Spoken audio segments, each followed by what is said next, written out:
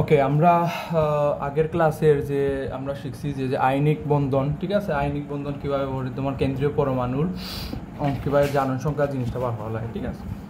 তো আর নতুন আইনিক বন্ধনের শর্ত কী কী শর্ত থাকে এটা আমরা জানছি। এগুলা কি ইম্পর্টেন্ট আছে যে কোনো কোনো সময় যদি হয় 3 মার্কের লাগে, 4 মার্কের হয় যে আইনিক বৈশিষ্ট্য বা আইনিক শর্ত লেখো, তো এই শর্ত যদি হয় তো এই 3টা পয়েন্ট দিলে দিব। ওখানে হলো লেটিস শক্তি কিতা। আচ্ছা, লেটিস শক্তি, তো লেটিস শক্তি হলো দুটি বিপরীতধর্মী আয়নযুক্ত হয়ে যৌগ তৈরি শক্তিকে লেটিস শক্তি বলে। মানে ধরো সাপোজ ধরো দুটি মানে কিতা হয়েছে বিপরীত, কিতা হয়েছে দুটি বিপরীতধর্মী, যেমন ধরো দুটি বিপরীতধর্মী কিতা দুটি বিপরীতধর্মী আয়ন কি দুটি বিপরীতধর্মী আয়নযুক্ত হয়ে তৈরি, দুটি বিপরীতধর্মী আয়নযুক্ত হয়ে তো যৌগ তৈরি শক্তি কি বলে? লেটিস শক্তি বলে, ঠিক আছে। কি বলে? লেটিস শক্তি বলে।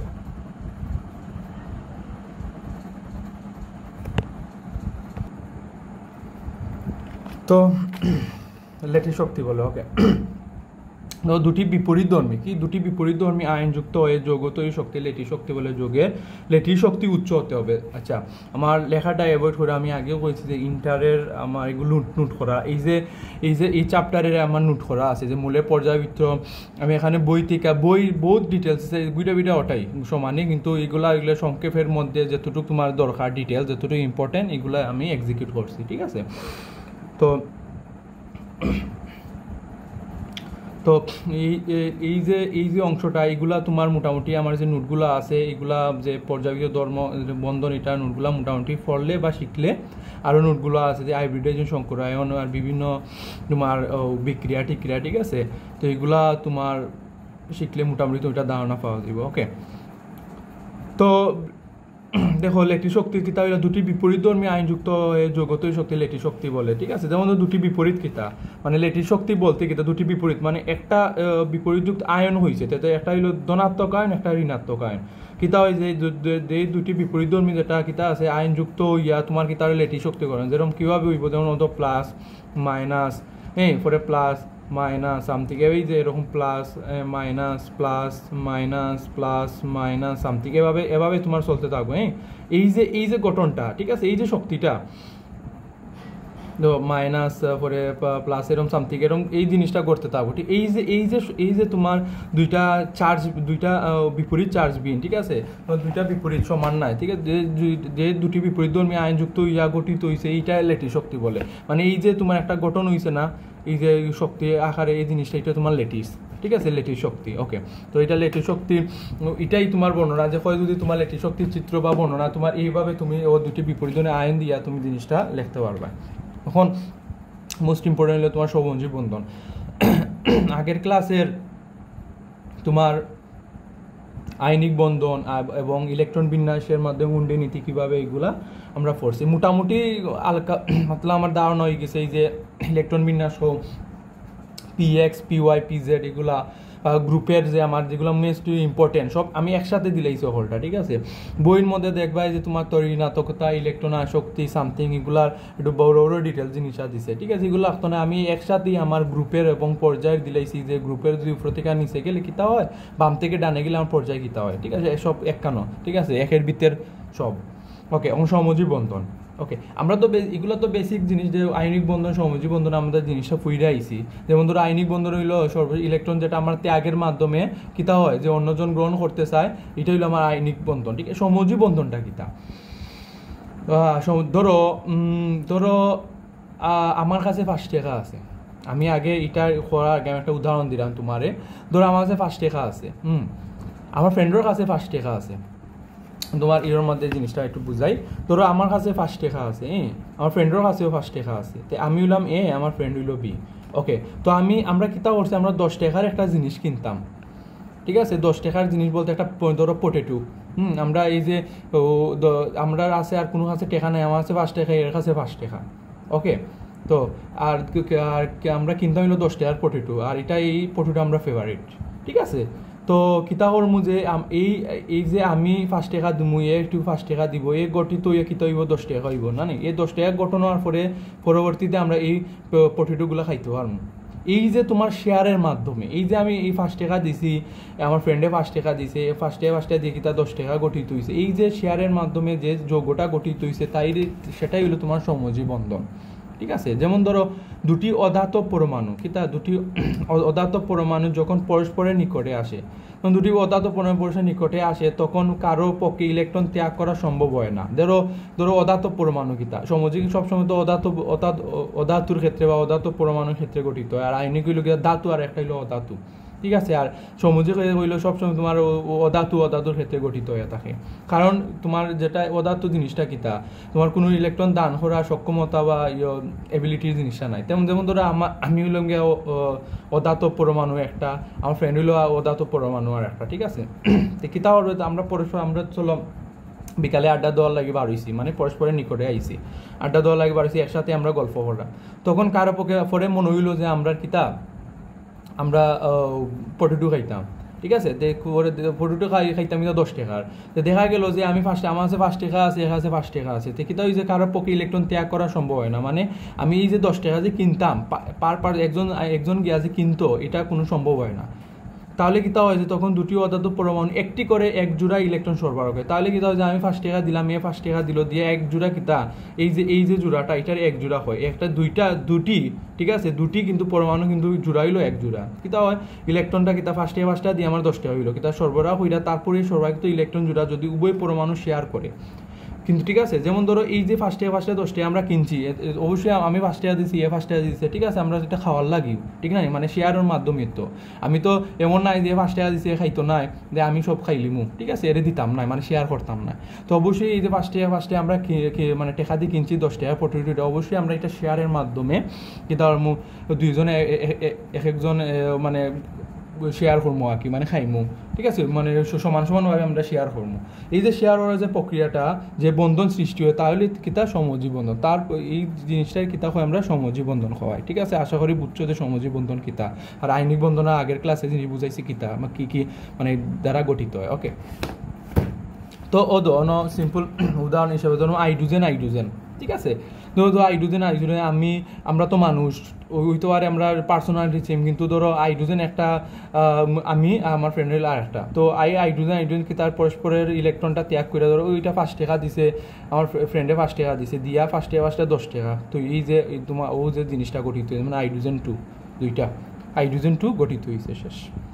তো এটা ইম্পর্টেন্ট, যখন আগে আয়নিক বন্ধনের শর্ত বা এগুলো পড়ছি না, রাসায়নিক বন্ধন কি কোনো কারণে, তো এটা যে সমজীব বন্ধনের শর্ত আছে, যে সমজীব বন্ধন যে গঠিত হইব, এটা গঠিত হওয়ার শর্তটা কিতা, এমনি তো গঠিত হইতো না।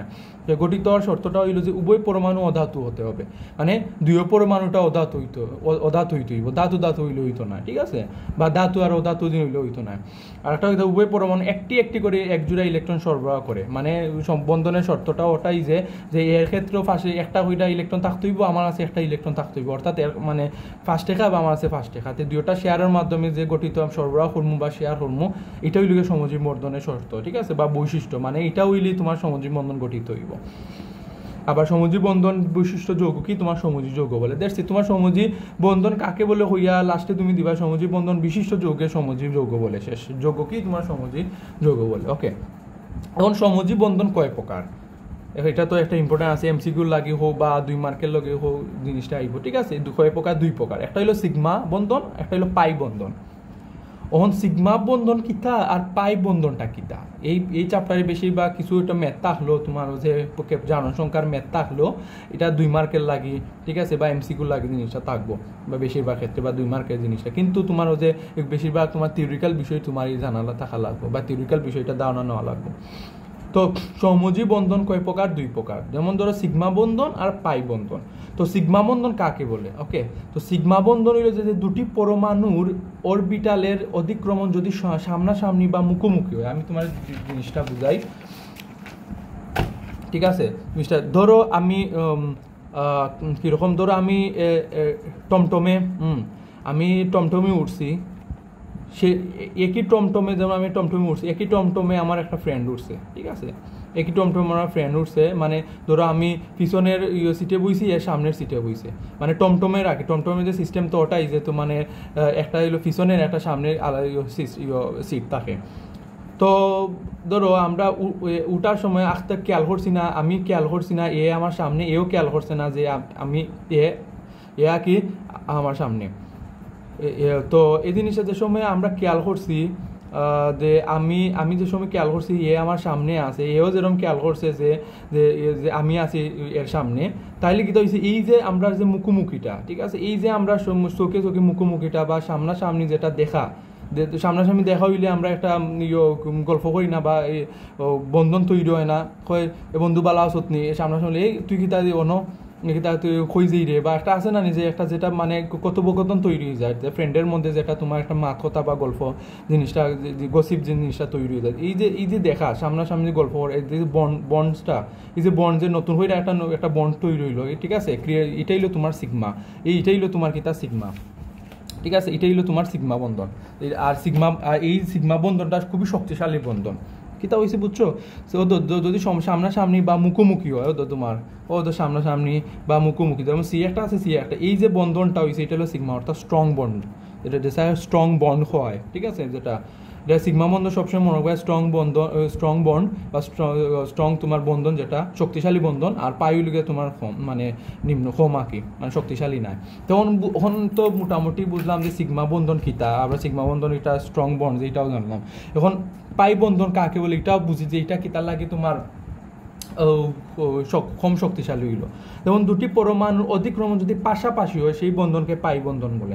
মানে পাশাপাশি বলতে যেমন ধরো আমি একটা টমটমে উঠছি, ঠিক আছে, আমার দেখা গেছে যে আমি যেদিকে রাস্তা দিয়ে যাইলাম আমার ফ্রেন্ড সেম রাস্তা দিকেও যার, কিন্তু অন্য একটা টমটমে, ঠিক আছে, যেমন অন্য একটা টমটমেও যার, আবার এরকম হইতে পারে যেরকম আমি যে টমটমে যাইলাম যে রাস্তায়, আমার ফ্রেন্ড আর সেম টমটম মানে ফ্রেন্ড আর একটা টমটমে ওইটা মানে ওদিকে রাস্তার বিপরীত দিকে যান।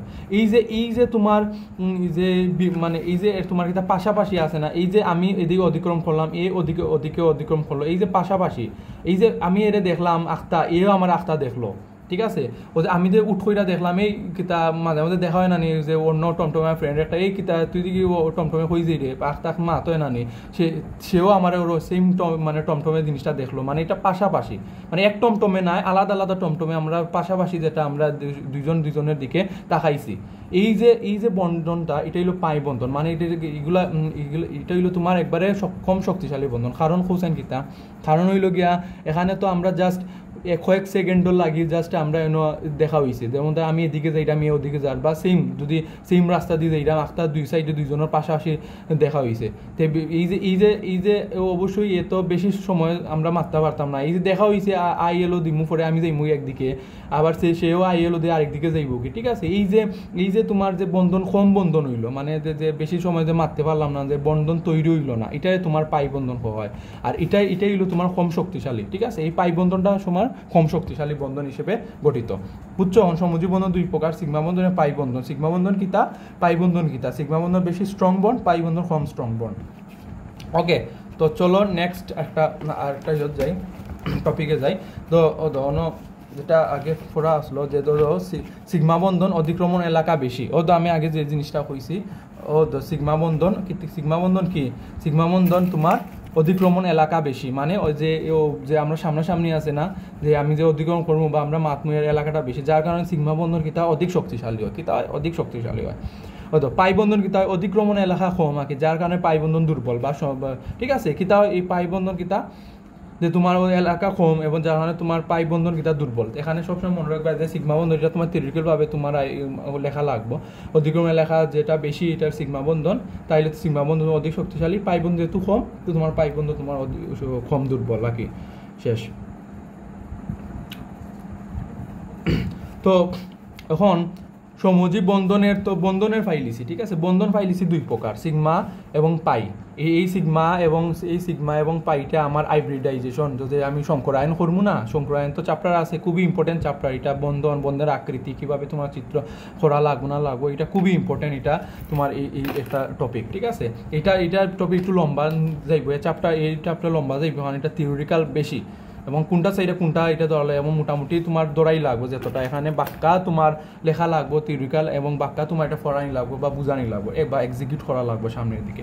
তো আমি বন্ধন পাইলাম এখন যৌগ কিতা মানে আগে তো কইলাম মানে যে বন্ধনের বৈশিষ্ট্য কি তোমার যৌগ কি তোমার কাছে সমযোজী যৌগ বলে বন্ধন পাইলাম কয়বার কিন্তু সমযোজী যৌগ আবার 3 প্রকার এই জিনিসটা মনে রাখবে যে বিশুদ্ধ সমযোজী যৌগ একটা অপুলার যৌগ এবং পুলার সমযোজী যৌগ কিন্তু হইছে বুঝছো একটা হলো কিতা বিশুদ্ধ সমযোজী যৌগ একটা হলো অপুলার যৌগ একটা হলো পুলার সমযোজী যৌগ তোমার বিশুদ্ধ সমযোজী যৌগ কোনগুলা বা কি বোঝায় ধরো যে সকল সমযোজী যৌগের মূলদ্বয়ের তড়িৎ-ঋণাত্মকতা পার্থক্য 0 হয় সে সকল সমযোজী যৌগকে বিশুদ্ধ সমযোজী যৌগ বলে মানে তড়িৎ-ঋণাত্মকতা যদি তোমার পার্থক্য যদি 0 হয় মানে একটা ধরো তোমার হাইড্রোজেন বন্ড যেটা ধরো এটা তড়িৎ-ঋণাত্মকতা 2.1 ঠিক আছে তে হাইড্রোজেন এটা থেকে এটা গেলে তোমার ইজিক্যাল টু 0 মানে 2.1 থেকে 2.1 গেলে কি তোমার কিটা 0 থাকে এই যে 0টা হইছে এটা তড়িৎ-ঋণাত্মকতা 0 হইছে পার্থক্যটা কিটা 0 হইছে এটাই তোমার হলো বিশুদ্ধ সমযোজী যৌগ যেমন ধরো হাইড্রোজেন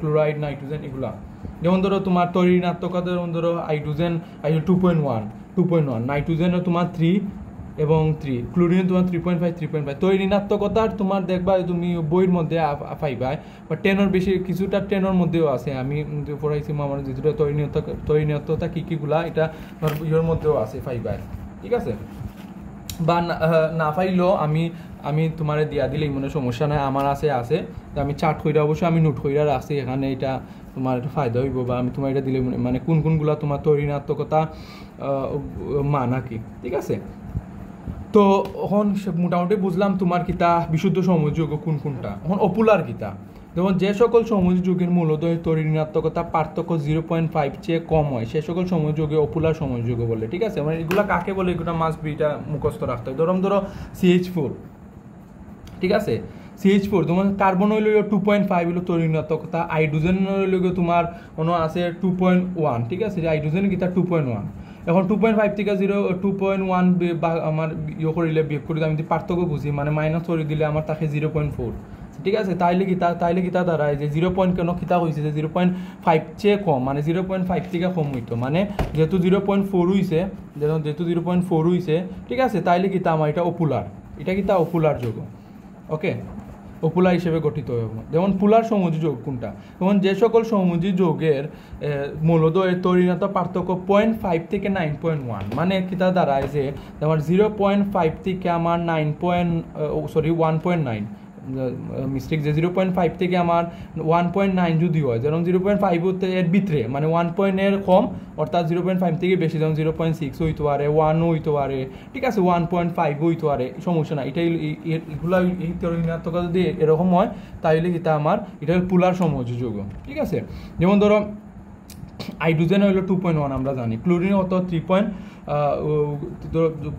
3 শুধু ঠিক আছে তাইলে একটু আমার কিতা দাঁড়ায় আমার যে আমার 3 থেকে 2.1 এর 0.9 কিতা হয় 0.9 তো যেহেতু 0.5 থেকে বেশি আছে 0.9 অবশ্যই আমার হাইড্রোজেন ক্লোরাইড হলো আমার পুলার সমযোজী যৌগ ঠিক আছে হাইড্রোজেন